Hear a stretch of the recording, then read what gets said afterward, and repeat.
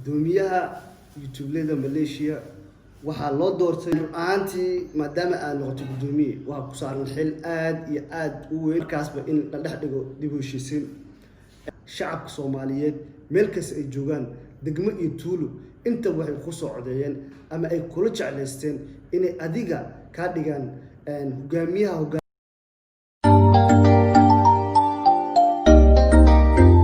السلام عليكم ورحمة الله تعالى وبركاته وأنا سلام دمان أصحابتي دقالي ملك سجوكتين channel كداولس واستبران قفك إلا الله نقفك الماء واستبران نفتيسي guys كسود هذا مقال كلا عصب فالله هذا عصب تاي سودو سبسكرايب كيسار أو بوهان قال أسكر هاي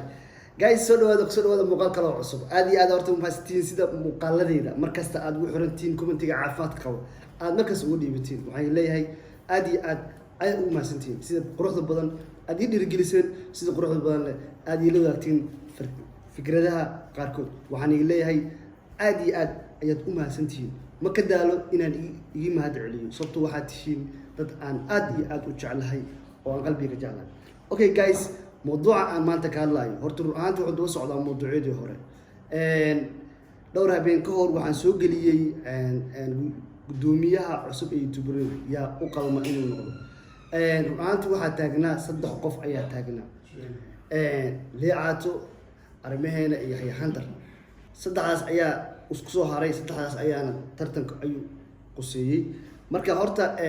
أصحابتي سيدا قروح البدن أدو عديسين سيدا قروح البدن ماركتي رأييين أوسو ديبتين أد ماركتي عدينتين السافدة ما شاء الله واني كامد علنايا لكن قاركين waxay sameeyeen hal magac ay waxay ku celiyeen dhowr mar afar mar shan mar lix mar toddoba mar laakiin waxaan ka soo qaadnay toddobadaas mar wixii soo qoray inuu hal mar yahay sababtoo ah meesha waxaan ka xisaabinayn wax kale ma ahan waa inuu qofkii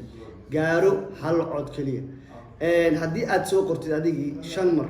ama lix mar aad soo qortid waxay noqonaysaa in maaragtay idinkii ay maaragtay codeyntii aad u tiisoo arkaysiinba hal qof keeno dad aad u badan marka runaantu waxaan ka soo qaadanay hal qof oo kaliya sababtoo ah dad soo qortay 10 mar waxay noqonaysaa hal mar oo kaliya marka waan ka mahad celinayaa sida sharaftii ciisada karaamada leh aad u soo qorteen u soo codeyseen aad ugu soo dhibateen fikradiina ama ra'yiga qofka u qalma youtuberada Malaysia caawana waxaan soo gudbin doonaa gudoomiyaha youtuberleyda Malaysia yaa waaye youtuberleyda gudoomiyaha youtuberleyda Malaysia ma sha Allah waxaas codeynta iyo maartay dadka sida sharafta loo soo codeeyay ama sida quruxda badan loo soo codeeyay dad kale ma waa idinka la daawanay oo maartay codeynta kala saaray waan ka mahad celinayaa okay meeshan waxaan tartansiinay tartankii ugu dambeeyay saddex qof ay ahaayeen saddexdaas qofna waa saddex maartay legend oo aan kala dhicin oo maartay aan u talagalnay qofka u qalma inay shacabku soo sheegaan gudoomiyaha YouTube-leda saddexdaas qof waxay ahaayeen liicaato arimaheena iyo Yahya Handar ru'aantii si qurux badan ayay u soo codeyseen waana arin aad u faraxsanahay marka la isweydiiyo takale hadda arin kale ku darsado markii la isweydiiyo gudoomiyahan cusub muxuu qaban doonaa ru'aantii wuxuu qaban doonaa arrimo aad u badan shaqo aad u badan dad badan oo 67 qof ah ayaa YouTuber ka ah Malaysia oo Soomaaliya oo qaarkood isku meel degan yihiin qaarkood kala dheer yihiin qaarkoodna aysan soo joogin marka waxay noqonaysaa gudoomiyaha in dadkaas isku keeno dadkaas dhan maaragtay uu maaragtay la shaqeeyo waxa kale oo imaanaysa in dad badan ay fursad u helaan inay noqdaan dad badan oo cusub inay fursad u helaan ay ka helaan soo dhaweyn fiican oo maaragtay wax qabad leh markaas waxay imaan doontaa waqtigii la doorto gudoomiyaha ma sha Allah waana soo dhaweynana runaantii qofkii soo baxa runaantii anagu waxaan nahay guddigaas waa dareemi kartiin markasta waa dhaxdhaxaad waxaan nahay dhaxdhaxaad aniga caaw kaliya ayaa dadintoona barnaamijka waxa iga maqan ray kale laakiin taas dib oo arkin okay haddii aan fiiriyo saddexdan qof aan tartamayay meeqay kala heleen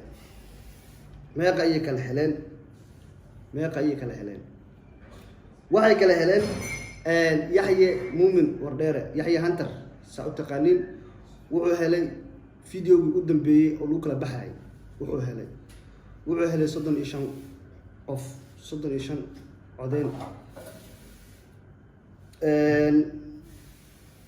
arrimaheena wuxuu helay 44 qof oo codeen. liibaan aadan cali liicaato wuxuu helay 92 cod. gudoomiyaha youtube-leda Malaysia waxaa loo doortay liibaan aadan cali liicaato, wuxuuna ku guuleystay tiro dhan 92 cod. maasha allah, waan u hambalyeynayna, waxaan leenahay brother hambalyo. run ahaantii maadaama aad noqoto gudoomiye waxaa ku saaran xil aad iyo aad u weyn. waxaa laga rabaa dhalinyaro badan oo cusub oo imaan doonta, ama dhalinyaro badan oo talent leh oo maanta wax garab siiye la waayay ayaa lagaga fadhiyaa saad u caawin lahayd. waxaa kaloo lagaga fadhiyaa insha allahu tacaala qaladaadkan ama yacni mideynta youtube-leda Malaysia, haddii ahaan lahayd dad xarguf kala gaartay iyo haddii ahaan lahayd dad u baahan markaasba in la dhex dhigo dib u heshiisiin. run ahaantii waxaa lagaga fadhiyaa inaad u qabatid waxyaalo badan, dad badan oo jecel oo maanta talent leh oo raba inay kasoo qayb qaataan ama fikradooda soo bandhigaan. run ahaantii waxay maaragtay ay helayaan meel ay maanta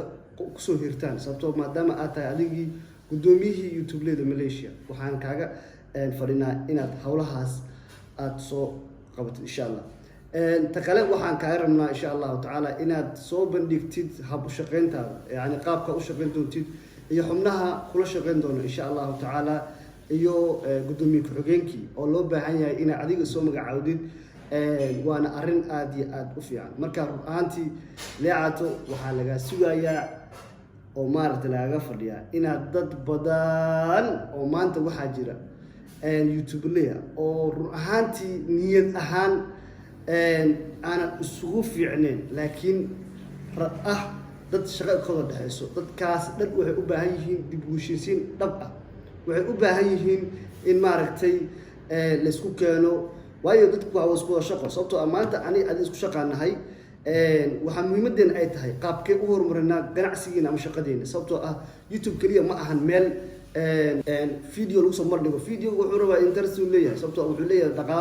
dhaqaale kasoo naga soo gala. waa meesha keliya ka shaqeyno, waa meelaha qaarkood oo maaragtay dhaqaalaha aan ka rajeynayno. marka dadka isla shaqeysta waxay u baahan yihiin markasta dulqaad inay isku shaqeystaan,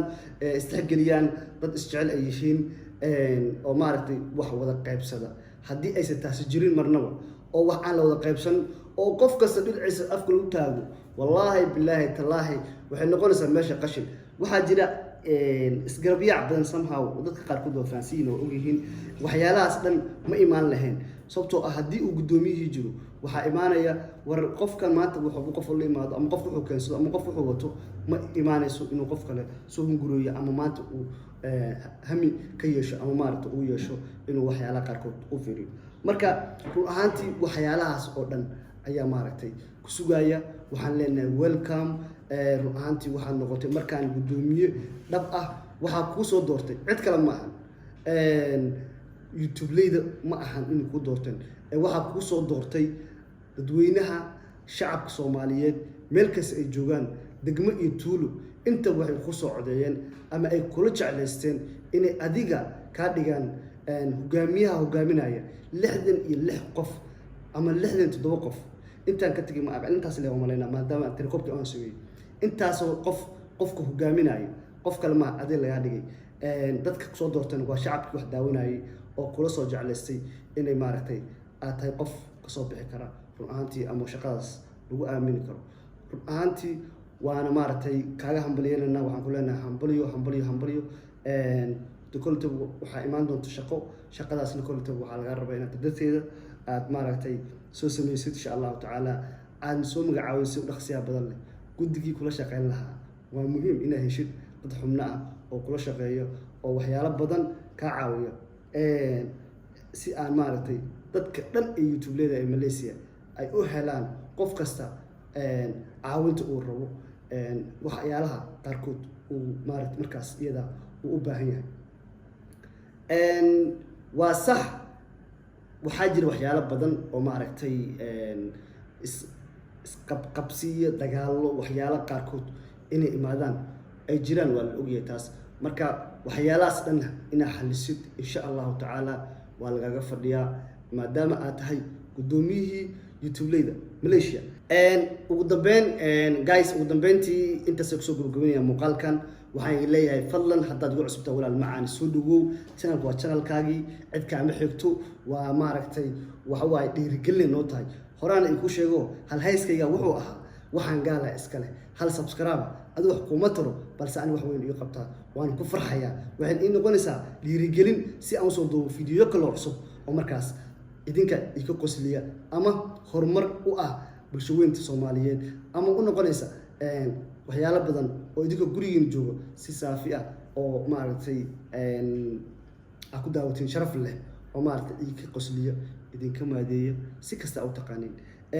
waxaan leeyahay intaas ayaan ku soo gabagabeeyay isma dhaaf